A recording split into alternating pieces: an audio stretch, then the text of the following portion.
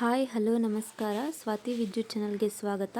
ನಮ್ಮ ಇವತ್ತಿನ ರೆಸಿಪಿ ಹೆಸರುಬೇಳೆ ಪಾಯಸ ತಗೊಳಕತ್ತೀನಿ. 1.5 ಗ್ಲಾಸು 7 ಜನಕ್ಕೆ ಹೆಸರುಬೇಳೆ ಪಾಯಸ. ಇದು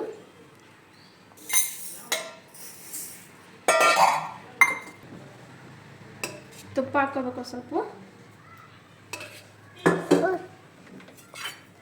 ಹೆಸರುಬೇಳೆನ ಚೆನ್ನಾಗಿ ಹುರ್ಕೋಬೇಕು.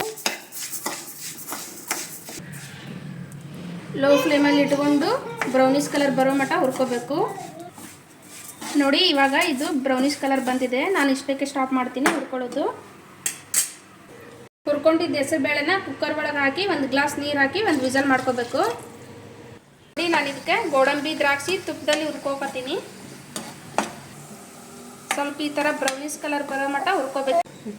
1.5 ಗ್ಲಾಸ್ ಹೆಸರುಬೇಳೆ ತೊಗೊಂಡಿದ್ನಲ್ಲ, ಹಾಗೆ 1.5 ಗ್ಲಾಸ್ ಬೆಲ್ಲನ ತೊಗೋಬೇಕು. ಅದು ಹೆಸರುಬೇಳೆ ಎಷ್ಟು ತೊಗೊಂಡಿರ್ತೇವೆ ಅಷ್ಟೇ ಹಾಕಬೇಕು ಬೆಲ್ಲನು.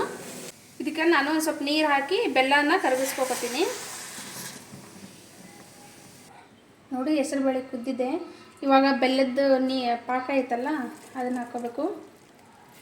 ಕೆಲವೊಬ್ಬರು ಬೆಲ್ಲನ ಹಂಗೆ ಹಾಕ್ತಾರೆ, ಹಂಗೆ ಹಾಕ್ಬಾರ್ದು. ಅದ್ರೊಳಗೆ ಭಾಳ ಕೆಸರು ಇರ್ತೈತಿ ಬೆಲ್ಲದಾಗ. ಚೆನ್ನಾಗಿ ಮಿಕ್ಸ್ ಮಾಡಬೇಕು. ನಾನು ಹುರಿದಿಟ್ಕೊಂಡಿದ್ನೆಲ್ಲ ಗೋಡಂಬಿ ದ್ರಾಕ್ಷಿ ಅದನ್ನ ಹಾಕೋಬೇಕು. ಸ್ವಲ್ಪ ಒಣ ಕೊಬ್ಬರಿ ತುರಿದಿಟ್ಕೊಂಡಿದ್ನಿ, ಅದು ಸ್ವಲ್ಪ ಫ್ಲೇವರ್ ಚೆನ್ನಾಗಿ ಬರುತ್ತೆ. ನೋಡಿ, ಇವಾಗ ನಮ್ಮ ಹೆಸರುಬೇಳೆ ಪಾಯಸ ರೆಡಿಯಾಗಿದೆ. ತುಂಬ ಟೇಸ್ಟಿಯಾಗಿದೆ. ನೀವು ಕೂಡ ಮನೆಯೊಳಗೆ ಮಾಡ್ಕೊರಿ. ಈ ವಿಡಿಯೋ ಇಷ್ಟ ಆದಲ್ಲಿ ಲೈಕ್ ಮಾಡಿ, ಶೇರ್ ಮಾಡಿ, ಸಬ್ಸ್ಕ್ರೈಬ್ ಮಾಡಿ. Thank you.